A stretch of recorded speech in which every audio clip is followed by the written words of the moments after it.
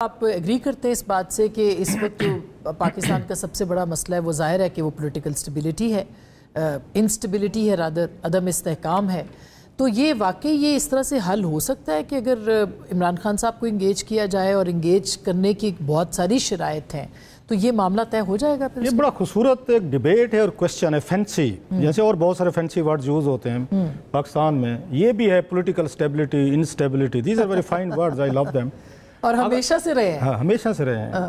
آپ کو پھر ایک ہی طریقے سے سٹیبلٹی آ سکتی ہے، وہ یہ ہے کہ آپ پھر یا سعودی نظام لیں، آپ چائنیز اب نظام لیں، آپ رشینز لیں، نارتھ کوریا لیں، میں نہیں آئی کہ نیم ادر فار فیو جہاں کنگڈمز ہیں مڈل ایسٹ کے، وہ سٹیبلٹی ہے۔ یہ نہیں ہو سکتا کہ جمہوریت بھی چاہیے، سٹیبلٹی چاہیے۔ دنیا کے کون سے ملک میں اس طرح آپ کو نظر آتا ہے؟ انڈیا میں ہے سٹیبلٹی اس وقت، اب ذرا کیونکہ ہم فالو نہیں کرتے نا انڈیا کو، جتنے انڈیا میں اس وقت ٹرمائل ہے وہاں پہ ٹرمائلز ہیں، میرا خیال ہے شاید پاکستان کے مقابلے میں آج وہاں پہ کیا ہو رہا ہے، وہاں جنریشن زی کا ہم سن رہے تھے لداخ وغیرہ میں، لداخ میں یا میزورام میں دیکھ لیں، وہاں تو 15-20 کے قریب وہاں سیپریٹسٹ موومنٹس ہیں۔ آپ دیکھتے ہیں ان کے پرائم منسٹر جو تھے راجیو گاندھی جو ہیں، وہ تو ایک اس میں ٹیررسٹ اس موومنٹ کے ہاتھوں مارے گئے تھے۔ ایون اندرا گاندھی صاحبہ کو بھی دیکھ رہے ہیں تو اگر سکھ موومنٹ تھی ان کے ہاتھوں مارے گئے، ہمارے جو پرائم منسٹرز ہیں کم از کم اور طریقوں سے مارے گئے، ان حالات میں تو وہ نہیں مارے گئے۔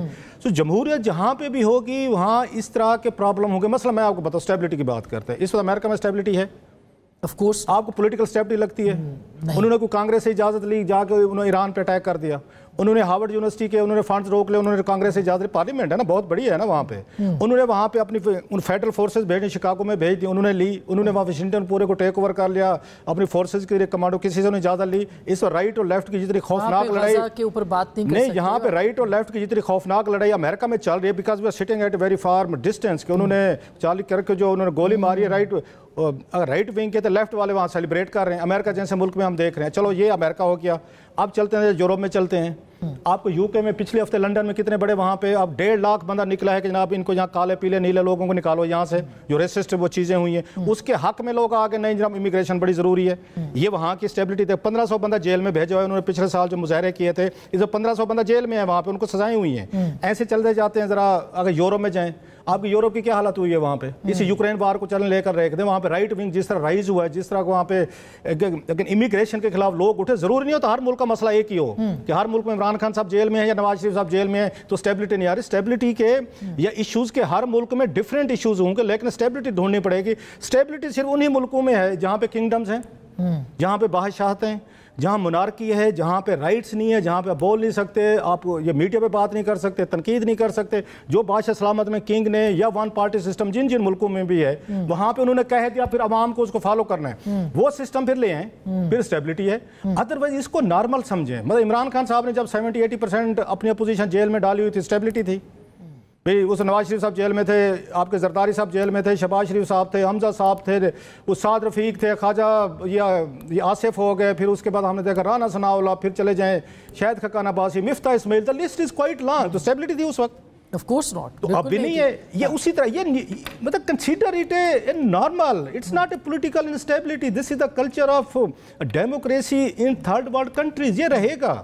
آپ کو کون سا ایرا لگتا ہے جہاں سٹیبلٹی تھی؟ مجھے کوئی ایک نام بتائیں۔ اگین وہی ایرے تھے جہاں پہ مارشل لا لگے ہوئے تھے، اگر وہ بیٹھے تھے ٹائٹ گرپ کے ساتھ بیٹھے تھے۔ تو اس کا مطلب ہے کہ اس پورے ریجن میں اتھارٹیرینزم آلریڈی ہے، تو پاکستان کے اندر بھی سر بیرل آف دا گن کے ذریعے ایوب خان نے کیا کیا تھا، پوری اپوزیشن کو اڑا دیا تھا ایبڈو لگا کے، وہ ختم کر دیا، سٹیبلٹی تھی۔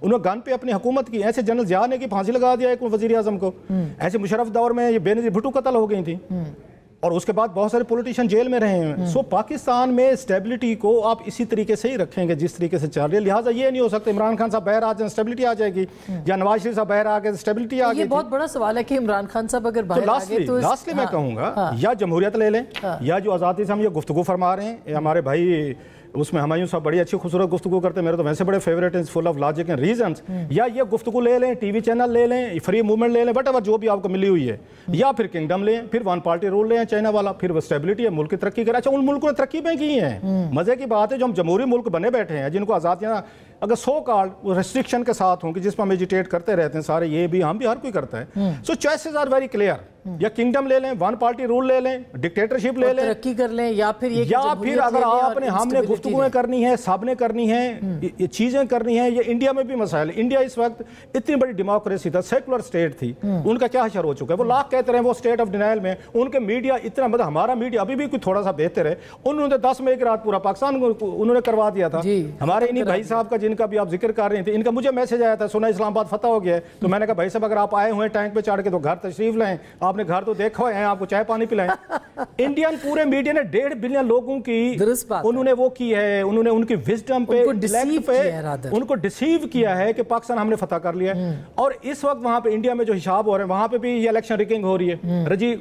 वो क्या नाम, राहुल गांधी इस वक्त कैंपेन चला रहा है।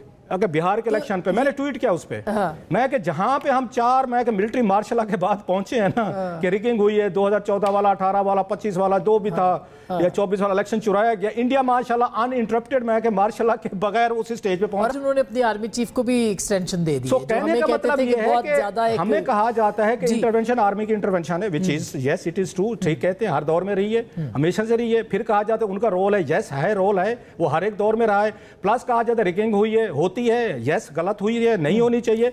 मैं कह रहा हूं हम 4 मार्शल लॉ के बाद इस लेवल पे पहुंचे। इंडिया में तो कोई मार्शल लॉ नहीं लगा, मां सिवाय 2 साल जो इमरजेंसी लगी थी इंदिरा गांधी के 75 to 77। तो उनके यहाँ ये रिगिंग, ये वोटिंग, ये चीजें तो जमहूरियत अगर रखनी है तो भाई साहब ये पैकेज है।